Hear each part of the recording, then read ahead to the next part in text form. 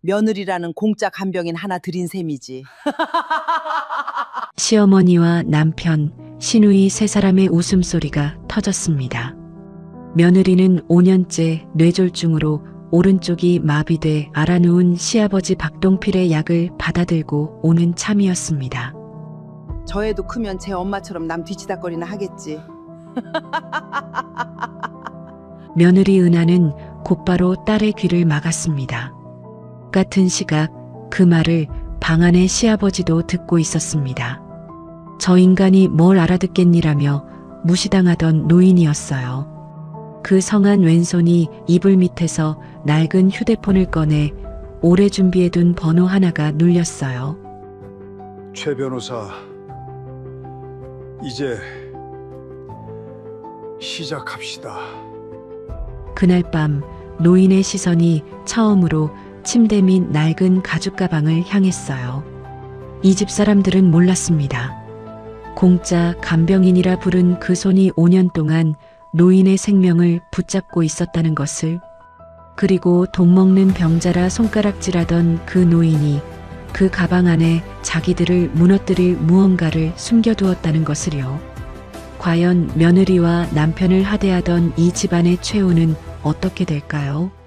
사연을 시작하기 전에 구독과 좋아요 부탁드리고 지금 어디서 듣고 계신지도 댓글로 알려주시면 언제나 따뜻한 행운이 함께하길 바라겠습니다.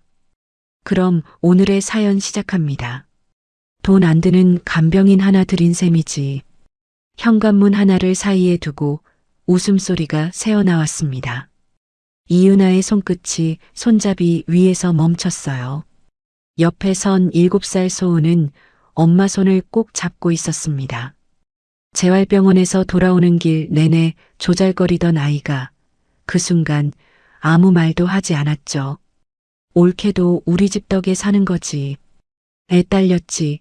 경력 끊겼지. 어디 가서 누가 써줘. 시누이 박미정의 목소리였습니다. 솔직히 말해 오빠가 데리고 살아주니까 저러고 붙어 있는 거잖아. 은하는 그 말까지는 가만히 들었습니다. 자기 이야기는 익숙했습니다. 곧이어 시어머니 장말순의 낮은 웃음소리가 들렸어요. 저 인간도 참 즐겨. 죽지도 않고 낫지도 않고 며느리 하나를 끝까지 갈아먹네. 은하의 손끝이 현관 손잡이를 더 세게 쥐었습니다. 다른 손에는 시아버지 박동필의 약봉투가 들려 있었어요. 봉투 겉면에는 은하가 직접 쓴 메모가 붙어 있었습니다. 아침 식후 30분, 저녁 식전, 기침 심할 때 확인. 그 집 안에서 그 메모를 제대로 읽는 사람은 은하뿐이었죠. 그때 말순의 목소리가 한 번 더 들렸습니다. 저 애도 크면 제 엄마처럼 남 뒤치다거리나 하겠지.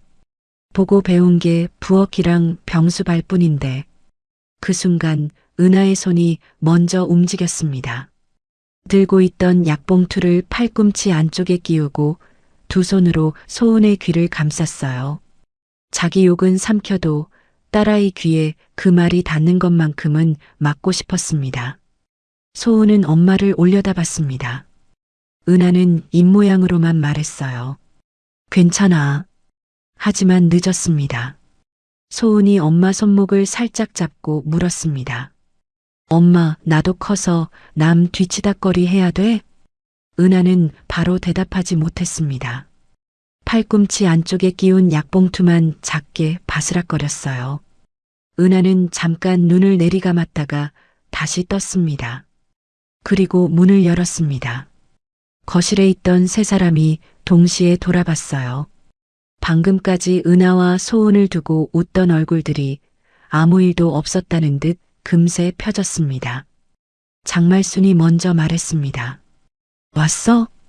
저 인간 약 시간 늦었잖아. 은하는 대답 대신 신발을 벗었습니다. 소은은 엄마 뒤에 바짝 붙어 들어왔죠. 거실 테이블 위에는 박미정이 사온 과일이 놓여 있었습니다.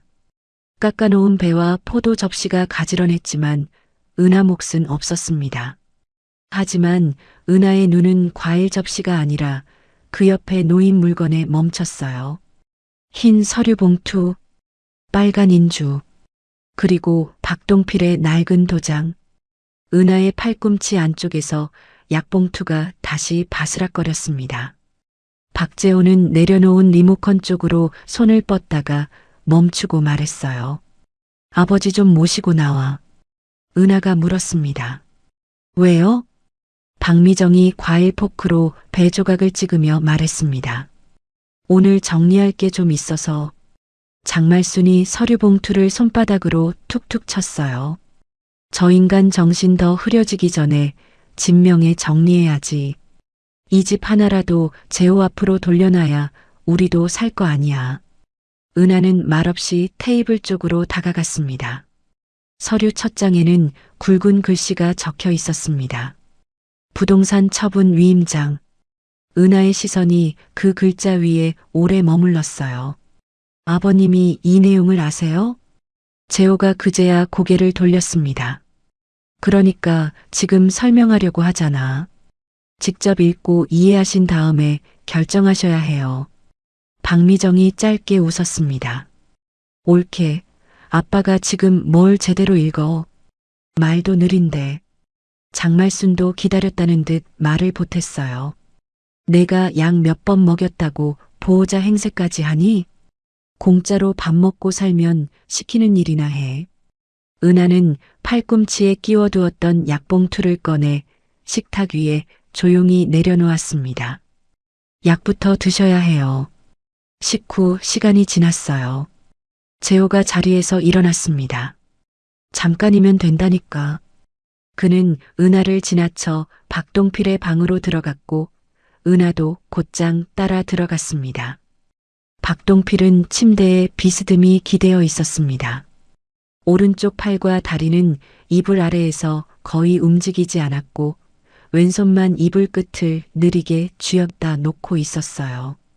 거실에서 오간 말을 다 들은 얼굴이었습니다. 은하가 물컵을 집어들었습니다. 아버님, 약 먼저 드실게요. 그 순간 재호가 식탁 위 약봉투를 집어들고 방 안으로 들어왔습니다. 약은 나중에 먹이면 돼. 봉투가 그의 손 안에서 구겨졌어요.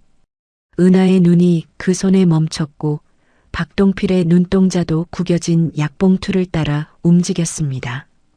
재호는 서류를 침대 위에 펼쳤습니다. 아버지, 여기 손도장만 찍으시면 돼요. 복잡한 거 아니에요. 장말순이 인주 뚜껑을 열었습니다. 박미정은 문가에 기대 팔짱을 꼈어요. 아빠, 오빠 말 들어요. 이러다 병원비 때문에 집까지 날아가면 어떡해. 박동필이 입을 열었습니다. 나, 숨이 먼저 새어나왔습니다. 나는, 재호가 박동필의 왼손을 잡았습니다. 말 안 하셔도 돼요. 그냥 손만 대시면 돼요. 그 손이 인주 쪽으로 내려가려는 순간 은하가 재호의 손목을 잡았습니다. 세게 잡은 것도 아니었지만 재호의 손은 그대로 멈췄어요. 방 안 공기가 딱딱하게 굳었습니다. 재호가 낮게 말했습니다. 나. 은하는 박동필의 손을 조심스럽게 빼냈습니다. 아버님은 지금 동의하신 게 아니에요. 장말순의 얼굴이 일그러졌습니다. 너 지금 내 아들 앞길 막는 거니? 아버님 손도장을 억지로 찍게 하는 건 안 됩니다. 박미정이 헛웃음을 쳤어요. 옳게, 진짜 웃긴다. 간병 좀 했다고 이 집 변호사라도 된 줄 알아? 그때 장말순이 재호 손에 있던 약봉투를 낚아채듯 집어들었습니다. 이런 거 몇 줄 적어놓고 내가 뭐라도 된 줄 아는 모양인데. 그녀는 약봉투를 이불 위로 던졌습니다. 툭! 약봉투가 박동필의 무릎 앞에 떨어졌어요. 봉투 끝이 접히며 은하가 적어둔 메모가 반쯤 들떴습니다. 소은은 방문 앞에 서 있었습니다. 아이의 눈이 이불 위 약봉투에 꽂혀 있었어요. 할머니, 소은이 작게 물었습니다. 할아버지 약을 왜 던져? 아무도 대답하지 않았습니다. 은하는 천천히 몸을 숙였습니다. 이불 위 약봉투를 집어들고 접힌 모서리를 손바닥으로 폈어요. 구겨진 종이가 다시 펴지는 소리가 방 안에 작게 울렸습니다. 그 소리를 듣는 사람은 은하뿐인 것 같았습니다. 하지만 아니었습니다. 박동필도 듣고 있었습니다. 그의 왼손이 이불을 움켜쥐고 있었거든요. 그날 밤 박동필의 시선은 처음으로 침대 밑 낡은 가죽 가방을 향하게 됩니다. 그 안에 이 집 사람들이 아직 모르는 이름들이 들어 있었습니다. 은하의 이름, 소은의 이름, 그리고 장말순과 박재호가 끝내 손에 넣지 못할 돈의 행방까지요. 박동필은 5년 전 뇌졸중으로 오른쪽 팔과 다리에 힘을 잃었습니다. 혼자 숟가락을 드는 일도 침대에서 몸을 돌리는 일도 쉽지 않았어요. 말을 하려면 숨을 여러 번 나눠 쉬어야 했고 한 문장을 끝내기까지 오래 걸렸습니다. 그래서 이 집 사람들은 어느 순간부터 박동필 앞에서 말을 가리지 않았습니다. 어차피 못 알아들어. 장말순이 자주 하던 말이었죠. 하지만 은하는 알았습니다. 박동필은 못 걷는 것이지 못 듣는 사람이 아니었습니다. 그날 밤에도 은하는 박동필의 베개를 살짝 높이고 약을 하나씩 확인했습니다. 흰 알약 하나, 노란 알약 반 조각, 기침이 심한 날에만 먹는 작은 약까지 순서대로 살폈어요. 은하는 약봉투 위에 붙은 메모를 다시 눌러 붙였습니다. 낮에 구겨진 자국은 아직 남아 있었지만 글씨는 또렷했습니다. 박동필의 시선이 가만히 은하의 손을 따라왔어요. 은하야. 느린 목소리였습니다. 은하가 고개를 숙였습니다. 네, 아버님. 박동필은 한참 숨을 골랐습니다. 너는 왜? 말이 끊겼습니다. 은하는 기다렸습니다. 재촉하지 않았어요. 병원에서도 그랬고 이 집에서도 그랬습니다. 환자가 말을 끝낼 때까지 기다리는 것, 그것이 은하에게는 간병의 시작이었으니까요. 박동필이 다시 입을 열었습니다. 왜 나를? 또 말이 끊겼습니다. 은하는 물수건을 접으며 조용히 말했습니다. 아버님은 아프신 분이잖아요. 박동필의 눈가가 작게 흔들렸습니다. 거실에서는 장말순의 목소리가 흘러들어왔어요. 저 인간 약값으로 나간 돈이면 벌써 차를 바꿨어. 박미정이 웃으며 대꾸했습니다. 엄마도 참, 그래도 올케가 있잖아. 공짜로 부릴 사람. 재호의 목소리도 이어졌습니다. 내가 밖에서 돈 버니까 집에서 그 정도는 해야지. 아버지 보는 게 뭐 대단한 일이라고. 회사에서는 아버지 병원비를 책임지는 효자처럼 말하고 다녔고 복지지원 신청서에도 그렇게 적어낸 사람이었습니다. 장말순이 다시 말했습니다. 며느리 들어와서 제일 쓸모 있었던 게 그거 하나야. 돈 안 주고 저 인간 옆에 붙여놓은 거. 박동필은 눈을 감았습니다. 왼손이 이불을 꽉 쥐었어요. 은하는 아무 말 없이 그 손 위에 손수건을 덮어주었습니다. 잠시 뒤 박동필의 시선이 침대 밑으로 내려갔습니다. 낡은 가죽 가방이 놓여 있었습니다. 손잡이가 달아 색이 바랜 작은 가방이었죠. 은하는 그 시선을 잠깐 따라갔지만 아무것도 묻지 않았습니다. 그때도 가방은 닫힌 채였습니다. 다만 그 가방 안에는 이 집 사람들이 아직 모르는 서류들이 들어 있었습니다. 은하의 이름, 소은의 이름, 그리고 장말순과 박재호가 끝내 손에 넣지 못할 마지막 결정까지요. 그날 밤 소은이 잠든 뒤에도 은하는 바로 눕지 못했습니다. 아이의 이불을 고쳐 덮어주고 방문을 반쯤 닫은 뒤 안방 서랍 앞에 앉았어요. 오래 열지 않은 서랍은 손잡이를 당길 때마다 뻑뻑하게 걸렸습니다. 맨 아래에는 손수건에 쌓인 물건 하나가 있었습니다. 은하는 잠시 그 손수건을 내려다보다가 천천히 매듭을 풀었습니다. 한서대학병원 재활병동 책임간호사 이은하. 사원증 속 은하는 지금보다 조금 더 짧은 머리를 하고 있었습니다. 흰 가운 목깃은 반듯했고 목에 건 사원증 뒤로 재활치료실 기구들이 흐릿하게 보였어요. 그곳에서 은하는 이름이 있던 사람이었습니다. 뇌졸중 환자의 삼킴 상태를 보고 식단을 바꾸고 욕창이 생기기 전에 자세를 돌리고 말이 느려진 환자의 작은 변화에서 응급 신호를 먼저 잡아내던 사람이었죠. 보호자들이 은하의 이름을 기억하던 시절도 있었습니다. 이 간호사님 근무하는 날이면 마음이 놓인다. 그 말을 들은 날 은하는 병동복도 끝에서 잠깐 웃었습니다. 누군가의 회복이 자기 하루의 보람이 되던 시절이었죠. 소은을 낳고 잠시 일을 쉬던 해에 박동필이 쓰러졌습니다. 그때 재호가 말했습니다. 당분간만 아버지 좀 봐줘. 당신이 병원에서 일했으니까 더 잘 알잖아. 당분간. 그 말은 참 가벼웠습니다. 처음 한 달은 고맙다는 말이 있었습니다. 석 달이 지나자 고맙다는 말보다 부탁이 많아졌고 반년이 지나자 부탁은 지시가 됐어요. 1년이 지나자 은하가 하는 모든 일은 당연한 일이 되었습니다. 새벽에 기침 소리가 나면 은하가 먼저 일어났습니다. 약 부작용으로 얼굴이 붓는 날에도 은하가 먼저 알아봤고 물을 삼키다 사례가 들리는 날에는 식단을 다시 바꿨습니다. 박동필의 등에는 5년 동안 깊은 욕창이 생기지 않았습니다. 그것은 우연이 아니었습니다. 은하의 손이 매일 시간을 맞춰 몸을 돌리고 베개 높이를 바꾸고 피부색을 확인했기 때문이었죠. 하지만 이 집에서 그 일을 일이라고 부르는 사람은 없었습니다. 거실에서 재호가 말했습니다. 아버지 약 챙기는 게 뭐 그렇게 대단하다고. 장말순이 대꾸했어요. 그러니까 집에서 노는 사람이 그거라도 해야지. 애까지 데리고 들어와 밥 먹고 사는데.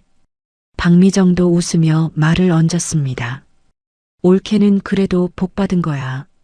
밖에 나가면 누가 그 나이에 애 딸리고 경력 끊긴 여자를 써줘. 은하는 사원증을 다시 손수건에 쌌습니다. 그리고 서랍 맨 아래에 밀어 넣었습니다. 그때 소은이 잠결에 몸을 뒤척였습니다. 엄마.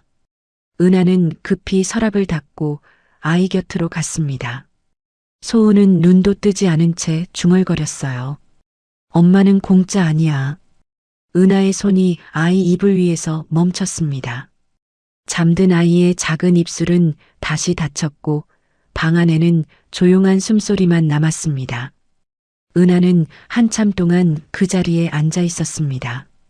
그 약봉투 하나하나가 박동필을 5년 동안 이만큼 버티게 한 은하의 일이었습니다. 하지만 재호는 그 손을 아무렇지 않게 밀어냈습니다. 자기 아버지의 시간을 붙잡고 있던 손이라는 것도 모른 채요. 다음 날 아침 거실 공기부터 달랐습니다. 전날 끝내 찍지 못한 손도장 때문이었어요. 박재호는 출근도 미룬 채 식탁에 앉아 있었고 그 앞에는 어제 그 흰 서류 봉투가 그대로 놓여 있었습니다. 장말순이 은하 앞으로 국그릇을 툭 내려놓았어요. 오늘은 병원 안 가도 돼. 재호가 처리할 일 있으니까. 은하가 물었습니다. 아버님 재활치료 예약이 오늘이에요. 하루 미뤄. 그깟 거 하루 빠진다고 죽나. 은하는 국그릇을 내려다봤습니다. 하루 미루면 굳어요. 지난달에 사흘 미뤘을 때 오른쪽 다리가 다시 뻣뻣해졌던 거 어머님도 보셨잖아요. 말순의 숟가락이 상위에서 멈췄어요. 너 자꾸 아는 척할래? 박미정이 토스트를 씹으며 끼어들었습니다. 옳게 그거 인터넷 좀 찾아보면 다 나오는 얘기야. 무슨 대단한 지식이라고. 은하는 대답하지 않고 박동필의 방으로 들어갔습니다. 방 안에서 박동필은 이미 깨어 있었습니다. 왼손으로 침대 난간을 잡고 힘겹게 상체를 세워둔 채였죠. 은하가 등 뒤에 베개를 받쳤습니다. 아버님, 오늘 병원 가셔야 하는데 조금 늦어질 것 같아요. 박동필의 눈이 방문 쪽을 향했습니다. 거실에서 재호의 목소리가 새어 들어왔어요. 손도장 하나면 끝나는 일을 뭘 그렇게 질질 끌어. 박동필의 왼손이 이불을 천천히 쥐었습니다. 그때 문이 열리고 재호가 서류 봉투를 들고 들어왔습니다. 뒤로 말순이, 그 뒤로 미정이 따라 들어왔어요. 재호가 침대 옆에 앉아 서류를 펼쳤습니다.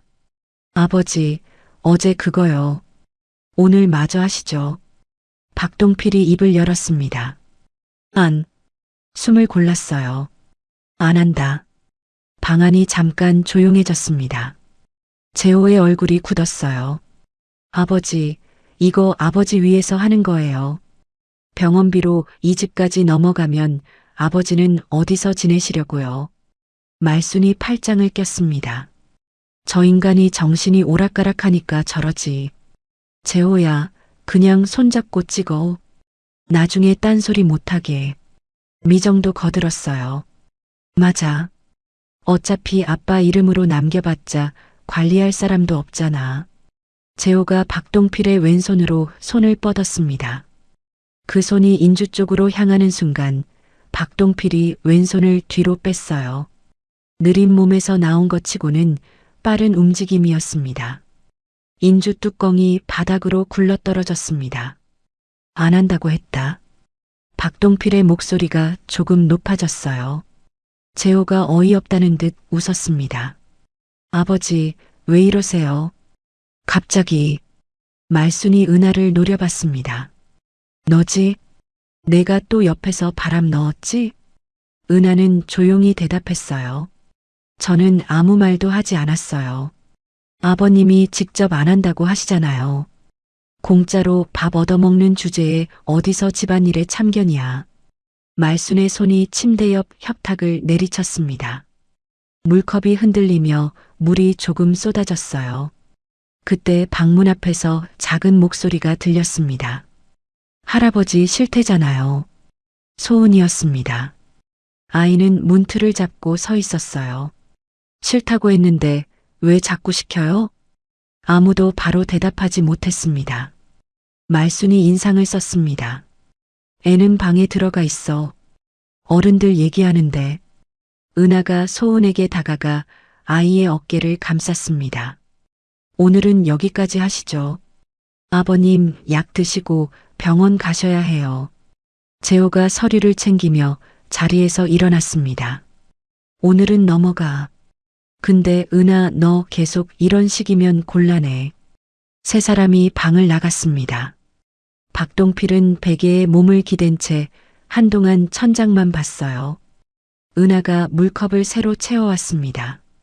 아버님, 약 드실게요. 박동필이 은하를 봤습니다. 그리고 아주 느리게 말했어요. 은하야. 네.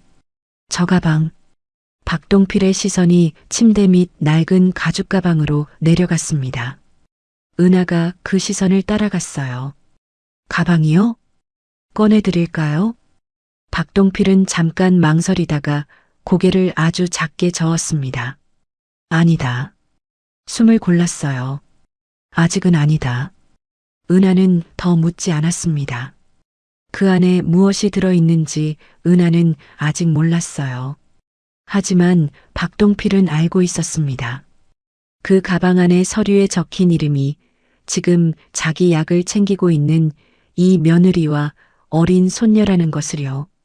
주말 아침부터 장말수는 은하를 계속 불렀습니다. 오후에 친구들이 오기로 했다며 거실을 다시 닦으라 했고 과일을 씻어두라 했고 찻잔도 꺼내놓으라 했어요. 은하는 부엌과 거실을 오가면서도 자꾸 시계를 봤습니다. 그날은 박동필의 재활치료 예약이 있는 날이었죠. 은하가 조심스럽게 말했습니다. 어머님, 오늘 아버님 재활 예약이 2시예요. 음식은 미리 해두고 다녀올게요. 장말순의 얼굴이 바로 굳었습니다. 오늘 손님 오는 날인데 병원을 가겠다고? 2시 예약이라 4시 전에는 돌아와요. 상 차릴 건 다 준비해 놓고 갈게요. 그놈의 병원, 그놈의 재활. 말수는 식탁 위에 놓여있던 약봉투를 집어들었습니다. 봉투 겉면에 붙은 은하의 메모를 흘끗 보더니 입꼬리를 비틀었어요. 이 약값이랑 재활비로 나간 돈이 얼만 줄 알아? 그 돈이면 벌써 차를 바꿨어. 죽지도 않는 인간한테 돈이 줄줄 새고 있잖아. 소파에 앉아있던 박미정이 손톱을 다듬다 말고 고개를 들었습니다. 엄마 말이 맞아. 옳게, 솔직히 아빠 저 상태에서 재활한다고 확 좋아져? 그냥 돈 쓰는 거지. 은하는 약봉투를 바라보다가 천천히 대답했습니다. 좋아지는 것만 재활은 아니에요. 안 굳게 버티는 것도 치료예요. 오늘 빠지면 오른쪽 다리가 더 뻣뻣해질 수 있어요. 옳게. 미정이 짧게 웃었습니다. 내가 의사야? 방안 공기가 잠깐 멈췄습니다. 미정은 손톱 파일을 내려놓고 은하를 봤어요. 말하는 것만 들으면 아주 병원장인 줄 알겠네. 관절이 어쩌고, 근긴장이 어쩌고. 어디서 주워들은 말 같고 너무 진지한 거 아니야? 말순도 기다렸다는 듯 말을 보탰습니다. 공짜 간병인 주제에 아는 척은 그냥 시키는 대로 밥이나 하고 약이나 먹이면 되지. 은하는 더 말하지 않았습니다. 지금 이 거실에서 은하가 무엇을 설명해도 그들에게는 아는 척으로만 들릴 게 뻔했거든요. 그때 박동필의 방에서 둔탁한 소리가 났습니다. 쿵. 잠깐의 정적 뒤에 같은 소리가 다시 이어졌어요. 쿵, 쿵. 은하가 먼저 방으로 달려갔습니다. 말순과 미정도 뒤따라 들어왔어요. 박동필은 침대 옆 벽을 왼손으로 치고 있었습니다. 숨은 거칠었고 왼손마디는 벌겋게 달아올라 있었죠. 은하가 그의 손을 잡았습니다. 아버님, 손 다쳐요. 박동필은 은하를 보지 않았습니다. 말순과 미정을 향해 천천히 고개를 들었어요. 나는 숨이 먼저 나왔습니다. 못 걷는 거지. 다시 숨을 골랐습니다. 못 듣는 게 아니다. 말순의 입이 굳게 닫혔습니다. 미정은 손톱 파일을 쥔 손을 뒤로 숨겼어요. 방 안에는 잠시 아무 소리도 없었습니다. 벽을 치던 손도, 약봉투를 흔들던 손도, 말을 보태던 입도 모두 멈췄죠. 박동필의 시선이 천천히 은하에게 옮겨갔습니다. 그리고 부어오른 왼손으로 침대 밑을 가리켰어요. 낡은 가죽 가방이 있는 쪽이었습니다. 은하가 그쪽을 보려는 순간 말순이 먼저 등을 돌렸습니다. 다 늙어서 저 성질은. 됐어. 병원 가든 말든 마음대로 해. 말순은 그렇게 말하고 방을 나갔습니다. 미정도 눈치를 보며 따라 나갔어요. 방에는 은하와 박동필 그리고 문 앞에 선 소음만 남았습니다. 박동필의 손은 여전히 침대 밑을 향해 있었습니다.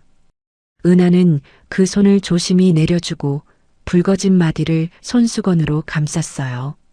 아버님, 병원 다녀와서 봐요. 먼저 손부터 씻기고요. 박동필은 아무 말 없이 은하를 바라봤습니다. 그 눈빛이 평소보다 오래 머물렀습니다. 박동필의 재활병원 동행은 늘 은하의 몫이었습니다. 그날도 은하는 휠체어를 밀고 병원 복도를 걸었습니다. 물리치료실 앞 대기 의자에 박동필을 앉힌 뒤 접수처에 예약을 확인하러 갔어요.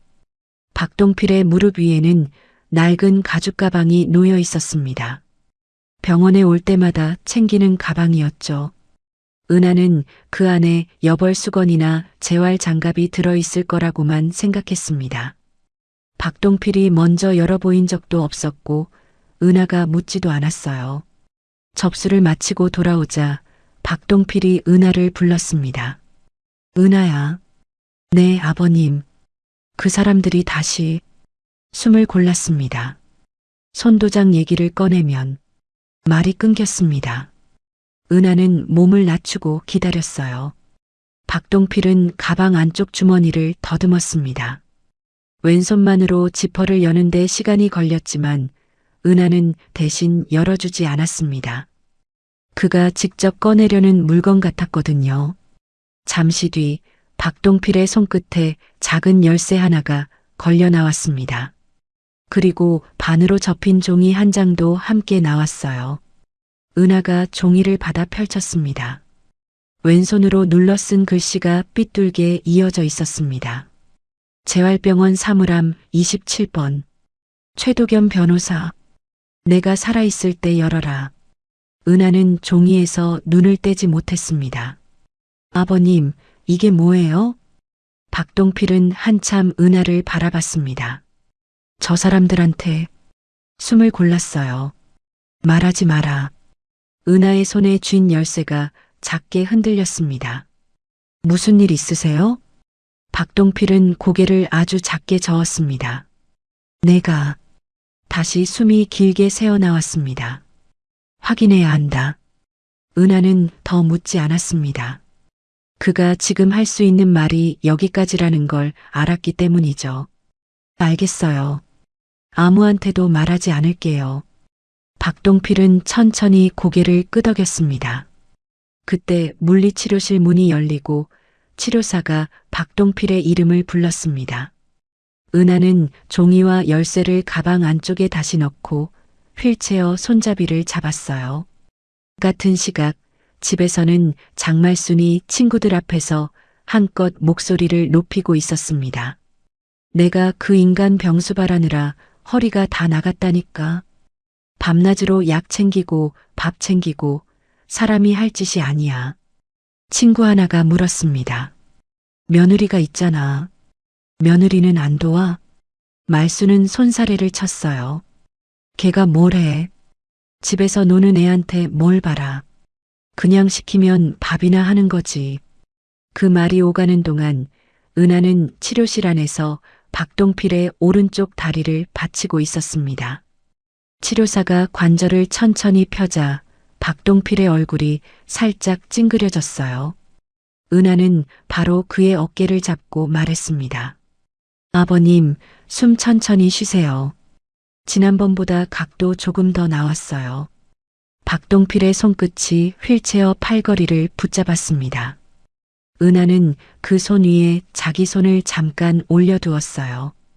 그날 치료가 끝난 뒤 은하는 박동필의 가죽 가방을 다시 챙겼습니다. 가방 안쪽에는 작은 열쇠가 들어 있었습니다. 사물함 27번. 그리고 아직 열리지 않은 문 하나가 조용히 은하를 기다리고 있었습니다. 소은이 다니는 유치원에서 은하에게 전화가 온 건 그 주 수요일이었습니다. 담임 선생님은 조심스러운 목소리였어요. 어머니, 잠깐 상담 가능하실까요? 소은이 그림 때문에요.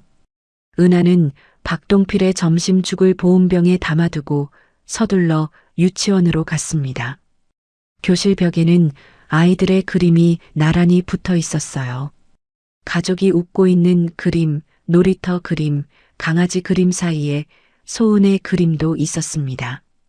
제목은 삐뚤빼뚤한 글씨로 적혀 있었죠. 우리 엄마는 밤에도 안 자요. 그림 속 은하는 방문 앞에 서 있었습니다.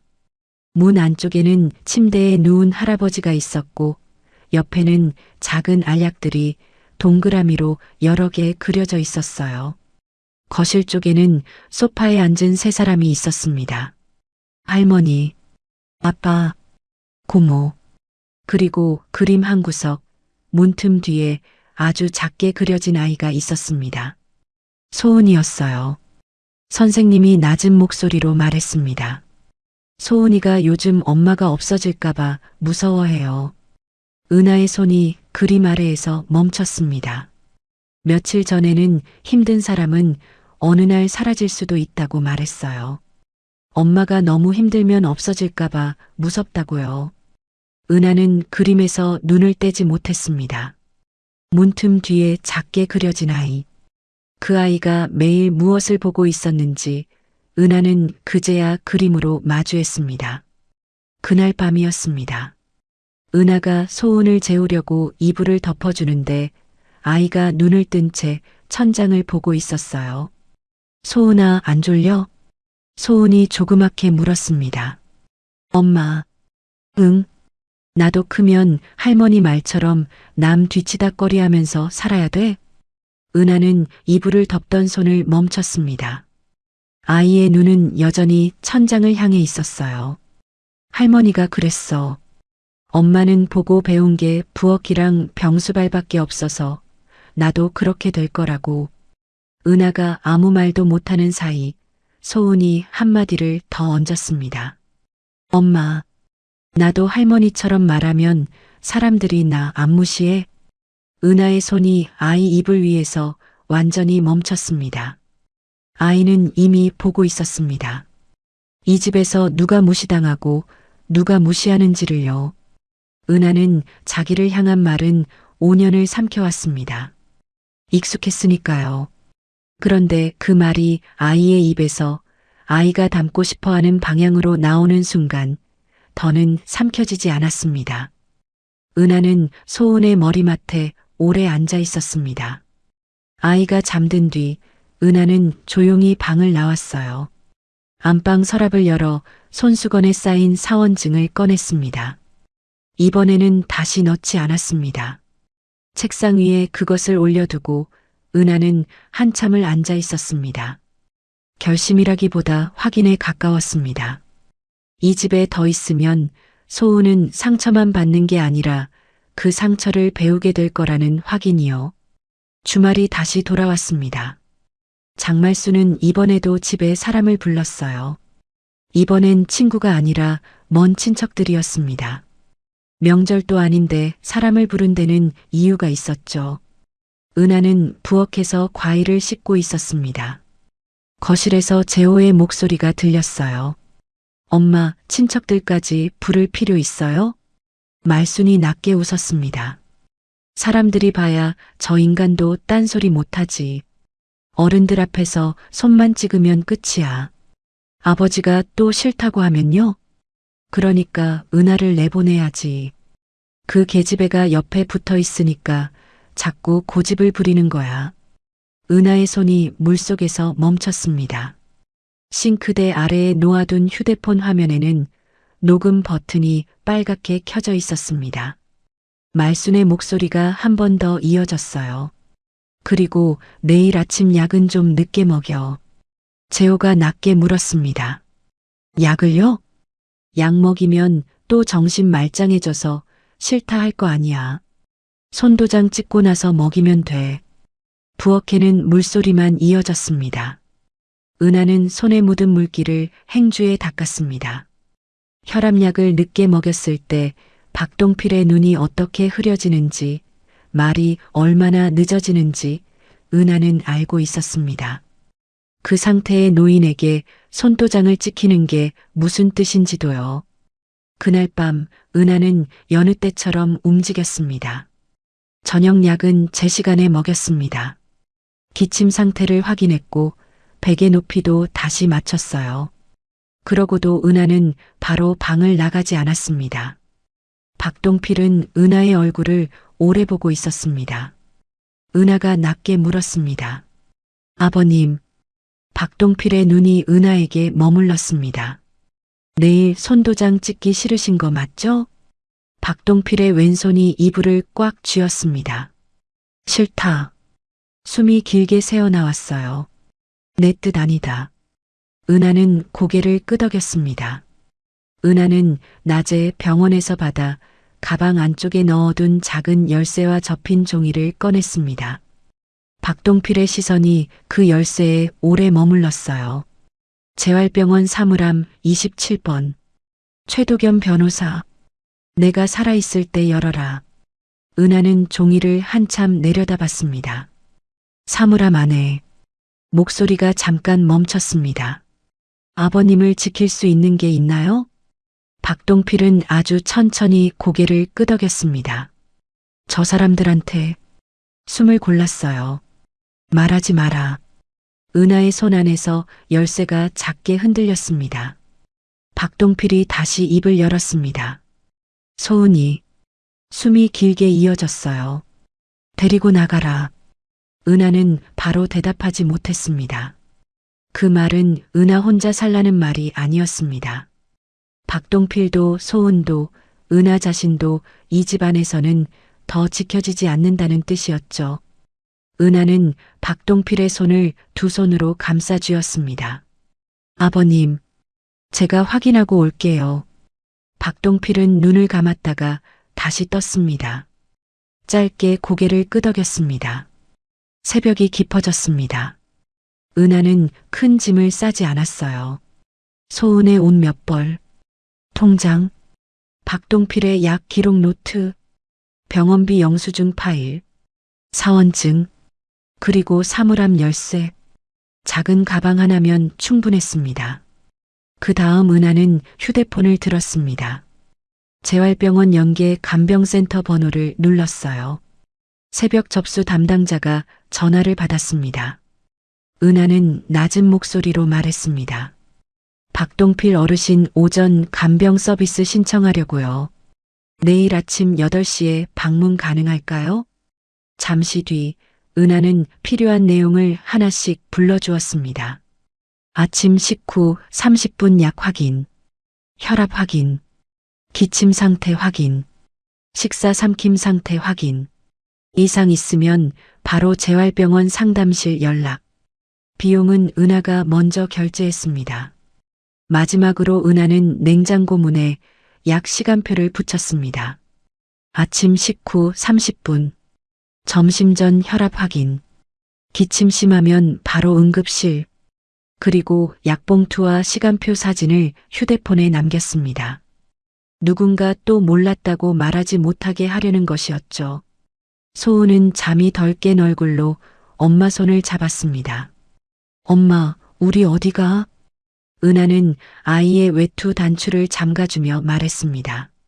엄마랑 조용한 데 가서 자자. 현관문은 아주 천천히 열렸습니다.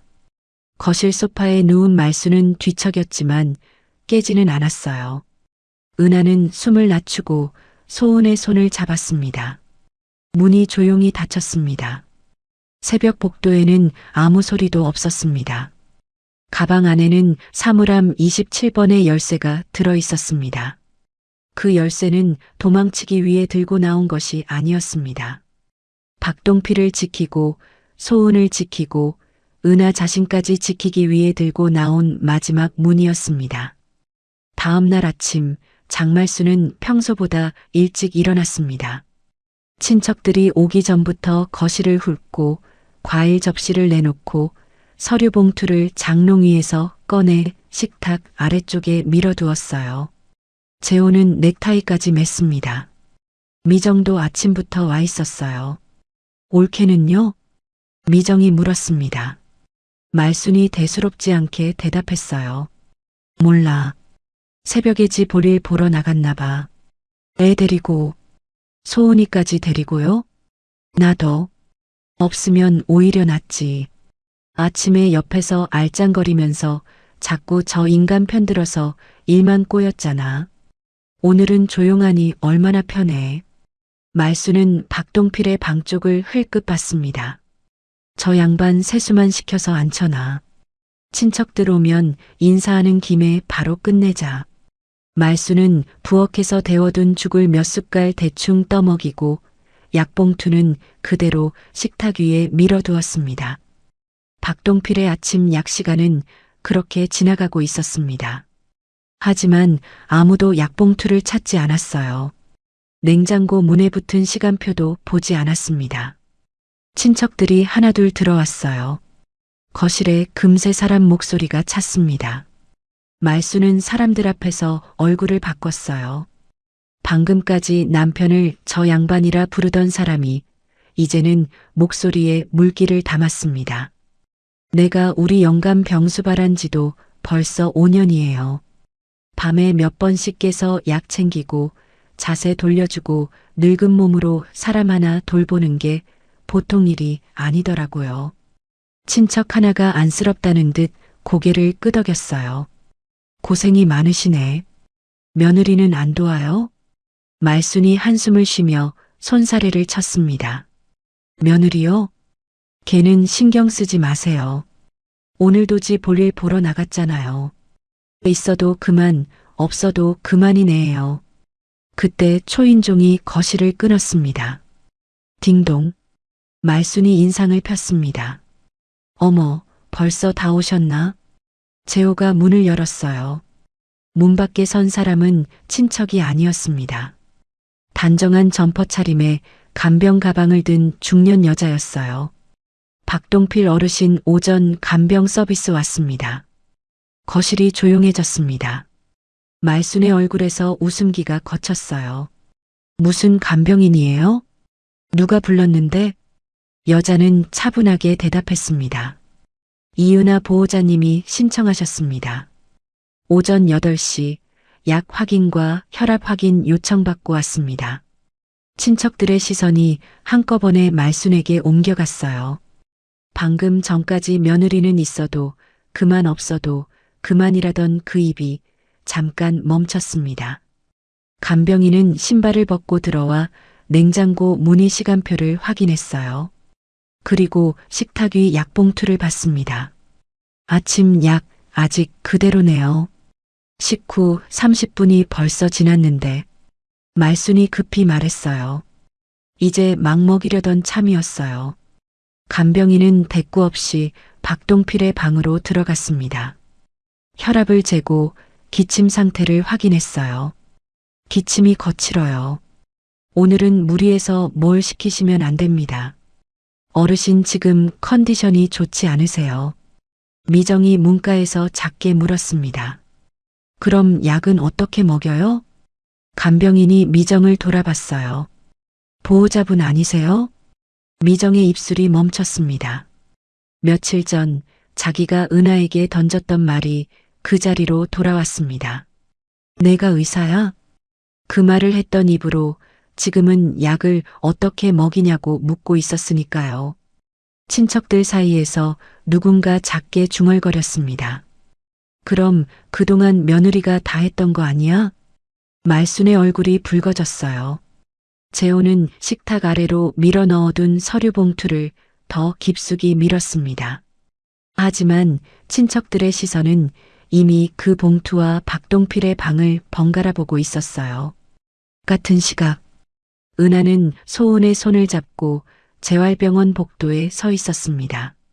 가방 안쪽에서 작은 열쇠를 꺼냈어요. 차가운 금속이 손바닥 안에서 작게 눌렸습니다. 사물함 27번. 이제 그 문을 열 시간이었어요. 재활병원 3층 물리치료실 옆 복도 끝에 사물함이 늘어서 있었습니다. 은하는 소은의 손을 잡고 그 앞에 섰어요. 27번은 맨 아래 칸이었습니다.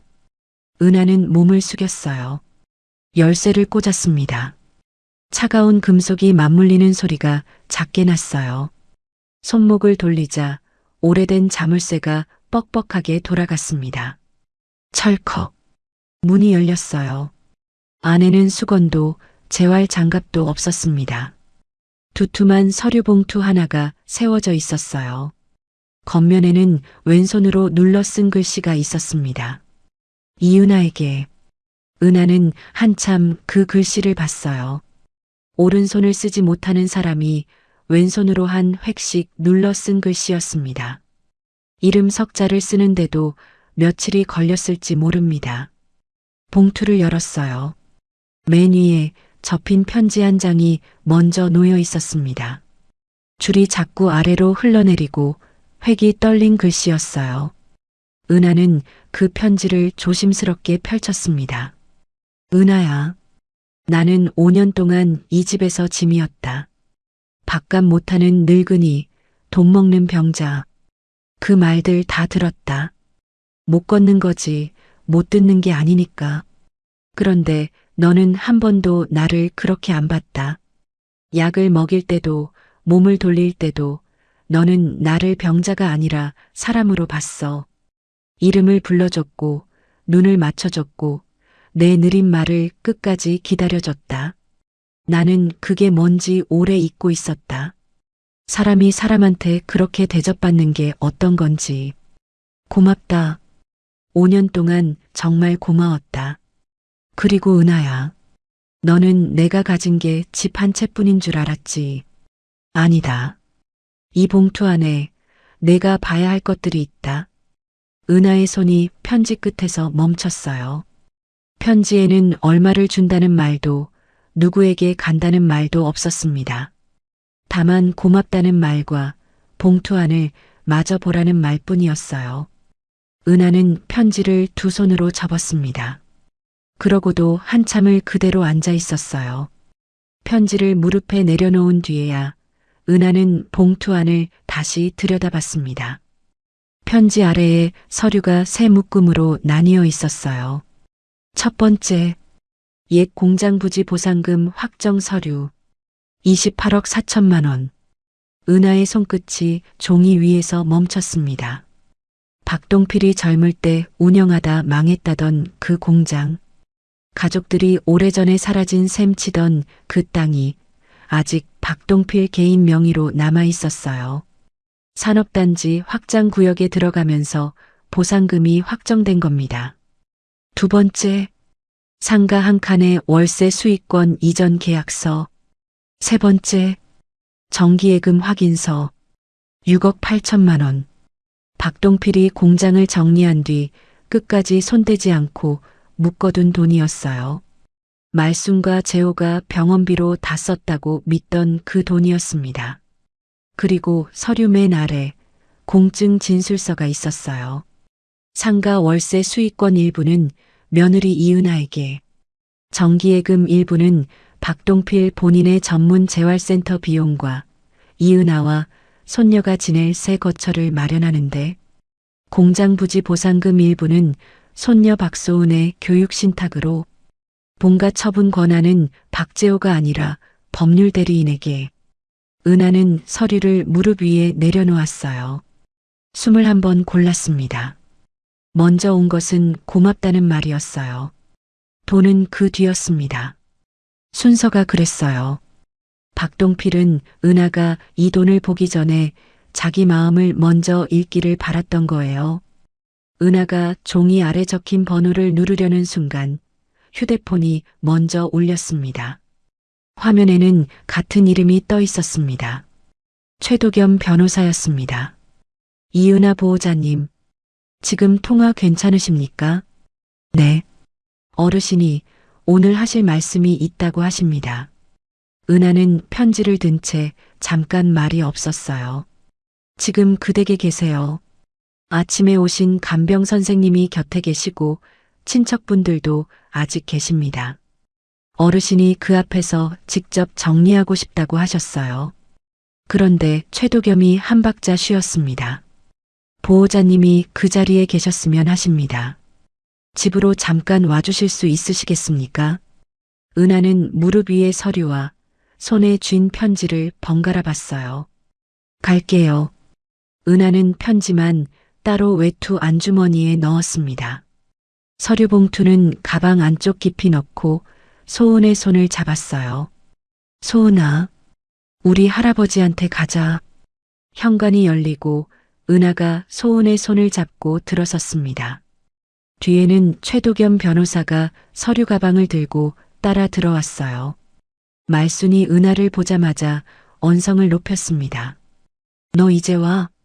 애까지 데리고 새벽에 나가더니 어머님. 은하의 목소리는 낮았지만 흔들리지 않았어요. 딱 한마디였습니다. 아버님이 부르셨다고 해서 왔어요. 말순의 입이 잠깐 멈췄습니다.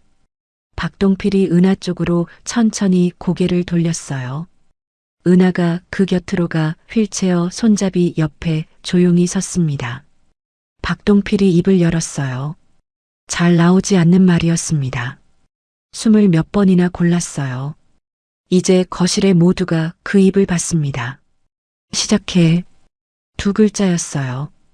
그 두 글자를 위해 박동필은 오래 숨을 모았습니다.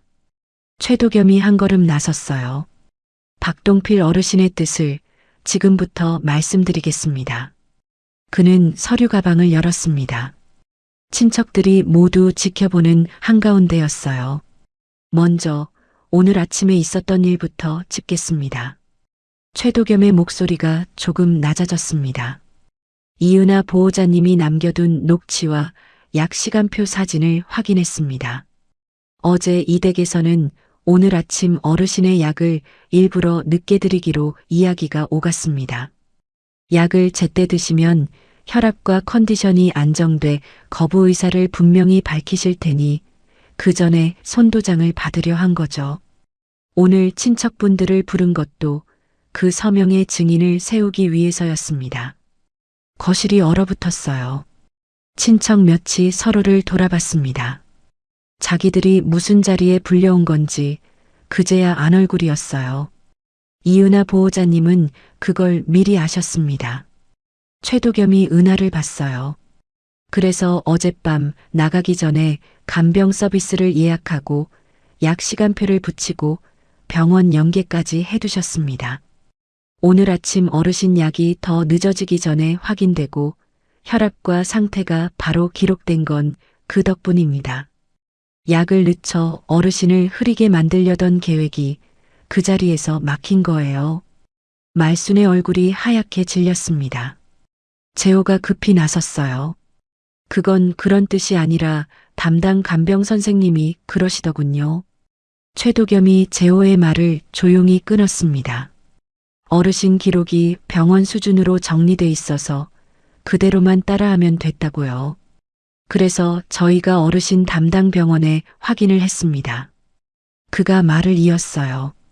이은하 보호자님은 한서대학병원 재활병동 책임간호사 출신이었습니다. 거실이 술렁였습니다. 미정의 얼굴이 하얘졌어요. 며칠 전 자기가 던졌던 말이 떠올랐을 거예요. 내가 의사야? 병원장인 줄 알겠네. 그 말을 했던 자리에 지금 책임간호사라는 네 글자가 내려앉았습니다.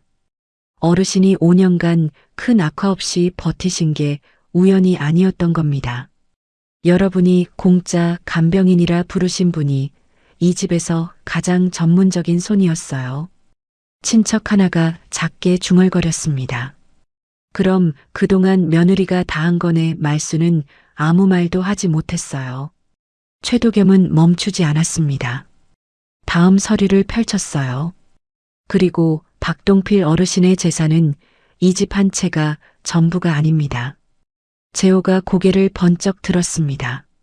첫째, 어르신 개인 명의의 옛 공장 부지 보상금 28억 4천만 원. 장말순의 손에서 물컵이 흔들렸어요. 둘째, 상가 1층 점포의 월세 수익권.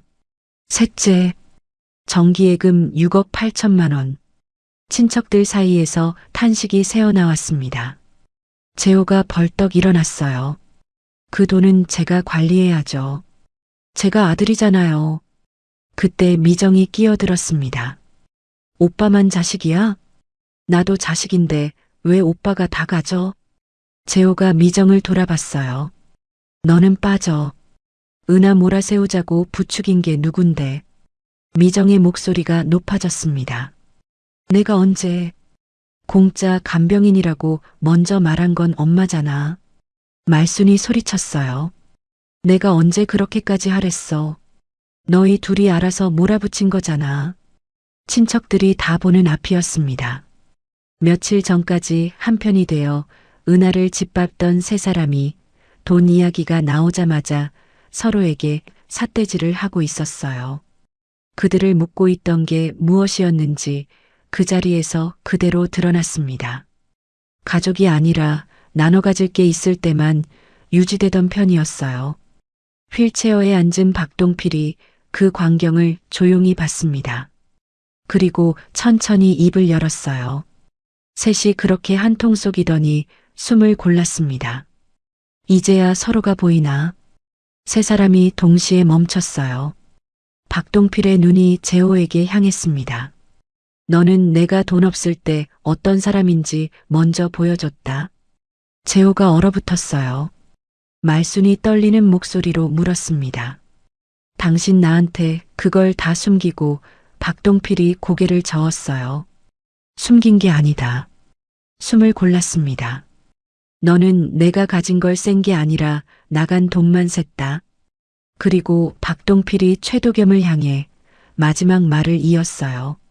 하나 더 있다. 최도겸이 마지막 서류를 꺼냈습니다. 박동필 어르신은 배우자 장말순 씨와의 이혼 절차를 시작하기로 하셨습니다. 그리고 본인은 전문 재활센터로 거처를 옮기실 예정입니다. 말순의 얼굴이 하얗게 질렸어요. 이혼? 이 나이에 무슨 박동필이 말순을 받습니다. 처음으로 오래 눈을 맞췄어요. 당신은 나를 사람으로 본 적이 없다. 말순의 입이 벌어졌지만 소리는 나오지 않았습니다. 그제야 은하가 입을 열었어요. 지금껏 재산 이야기에는 한마디도 보태지 않던 은하였습니다. 은하는 돈이 아니라 다른 것을 말했어요. 저도 이제 그만하고 싶습니다. 거실의 시선이 은하에게 모였어요. 은하는 제호를 받습니다. 목소리는 낮았지만 처음으로 또렷하게 자기 이야기를 했어요. 5년 동안 이 집에서 제 자리는 늘 없었어요. 밥을 차려도 약을 챙겨도 밤을 새워도 아무도 제 자리를 묻지 않았죠. 재호가 뭐라 입을 열려 했지만 은하가 먼저 말을 이었습니다. 이제 소은이에게 없는 사람처럼 사는 엄마를 보여주고 싶지 않습니다. 한 박자 쉬고 은하가 말을 맺었어요. 당신하고도 정리할게요. 소은이한테는 엄마가 사람으로 사는 모습을 보여주고 싶으니까요. 거실에는 아무 소리도 없었습니다. 박동필이 그 모습을 봤어요. 휠체어에 앉은 채 아주 천천히 고개를 끄덕였습니다. 은하가 무시당한 건 경력이 아니었어요. 박동필이 빼앗긴 건 돈이 아니었습니다. 두 사람이 5년 동안 이 집에서 잃어버린 것은 자기가 사람이라는 사실 그 하나였어요. 그리고 오늘 두 사람은 그것을 되찾았습니다. 세 사람의 자리는 그 뒤로 빠르게 무너졌습니다. 박재호는 회사에서 가장 먼저 무너졌어요. 밖에서 효자 소리를 듣던 그가 아버지 병원비를 부담한 적도 없으면서 회사에 지원 신청서를 냈다는 게 감사해서 드러났거든요. 실제 결제자는 5년 내내 이은하였습니다. 복지지원금 부정수급 문제까지 얹히면서 그는 승진 대상에서 빠졌고 부서를 옮겨야 했어요. 아버지를 모시는 아들이라는 이름표는 이제 그의 발목을 잡는 꼬리표가 됐습니다. 박미정은 친척들 사이에서 갈 곳을 잃었어요. 그녀가 대화방에 은하를 재산 노리는 며느리라고 몰아가며 올린 글들이 그날 거실에 있던 친척들 손으로 하나하나 다시 읽혔거든요. 정작 재산을 노린 게 누구였는지 모두가 알아버린 뒤였습니다. 명절이면 가장 목소리가 크던 미정은 그 해부터 모임에 나오지 않았어요. 장말수는 자기가 평생 큰 소리치던 그 집에 혼자 남았습니다. 이혼 절차가 시작되자 본가는 법률 대리인의 관리로 넘어갔어요. 절차가 끝날 때까지 말수는 그 집에 머물 수는 있었지만 집을 처분하거나 재호 명의로 돌릴 권한은 없었습니다. 저 인간한테 남은 건 이 집 하나뿐이라던 그 집에서 정작 마음대로 할 수 있는 것이 없어진 사람은 말순 자신이었어요. 친구들도 하나둘 멀어졌습니다. 내가 남편 병수발한다던 5년의 말이 전부 거짓이었다는 게 알려진 뒤로 말순이 나타나면 사람들이 말을 아꼈거든요. 남편을 돈으로만 세던 사람은 이제 아무도 곁에 두지 못한 채 그 큰 집에 혼자 앉아 있었습니다. 박동필이 5년 동안 앉아있던 그 자리에 이번엔 말순이 앉아 있었어요. 박동필은 은하가 알아본 전문 재활센터로 옮겼습니다. 깨끗한 방, 시간마다 오는 치료사, 삼킴 상태에 맞춘 식단. 은하가 5년 동안 혼자 감당하던 일을 이제는 여러 사람이 나눠서 하고 있었어요. 은하와 소은도 박동필이 마련해준 작은 집으로 옮겼습니다. 볕이 잘 드는 집이었어요. 아침이면 부엌 창으로 해가 길게 들어왔습니다. 어느 저녁 소은이 태블릿으로 할아버지에게 영상 통화를 걸었어요. 박동필은 침대에 기대 앉아 있었습니다. 옆에는 약봉투가 놓여 있었어요. 그 약봉투는 더 이상 구겨져 있지 않았습니다. 깨끗한 파일 안에 시간별로 정리되어 있었어요. 한때 말순이 돈 먹는 물건이라며 집어 던지던 그 봉투가 이제는 노인의 하루를 지키는 물건으로 그 자리에 놓여 있었습니다. 할아버지, 소은이 화면에 대고 손을 흔들었어요. 박동필이 느리게 웃었습니다. 소은아, 숨을 골랐어요. 할아버지 오늘 3걸음 걸었다. 진짜? 3걸음이나? 응. 박동필의 눈가에 주름이 잡혔습니다. 옆에서 지켜보던 은하가 화면 안으로 살짝 들어왔어요. 아버님, 무리하지 마시고요. 내일 또 봬요. 박동필이 은하를 봤습니다. 그리고 아주 천천히 한 단어씩 말했어요. 은하야. 네, 아버님. 나는 긴 숨이었습니다. 5년 동안 내가 아무것도 아닌 줄 알았다. 은하가 화면을 조용히 바라봤어요. 근데 박동필의 목소리가 조금 떨렸습니다. 너 때문에 알았다. 숨을 골랐어요. 나도 사람이었다는 걸. 그 말에 은하는 오래 아무 말도 하지 못했습니다. 대신 고개를 천천히 끄덕였어요. 통화가 끝난 뒤 소은이 식탁에 앉아 그림을 그렸습니다. 예전에 소은이 그린 그림의 제목은 이랬어요. 우리 엄마는 밤에도 안 자요. 그 그림 속 은하는 방문 앞에 서 있었고 옆에는 알약들이 동그라미로 그려져 있었죠. 새 그림 속 은하는 방문 앞이 아니었습니다. 부엌도 병실도 아니었어요. 볕이 드는 식탁 앞에 엄마가 앉아 있었습니다. 소은이 크레파스로 제목을 적었어요. 우리 엄마는 이제 웃어요. 누군가는 그 약봉투를 돈 새는 구멍으로 봤습니다. 누군가는 병든 사람을 짐으로 봤어요. 하지만 은하는 그 약봉투 안에서 사람을 봤고 박동필은 그 손길을 끝까지 기억했습니다. 가진 것으로 사람을 세던 이들은 가진 것과 함께 무너졌고 사람을 사람으로 대한 이는 끝내 제자리를 찾았어요. 오늘 사연은 여기까지입니다.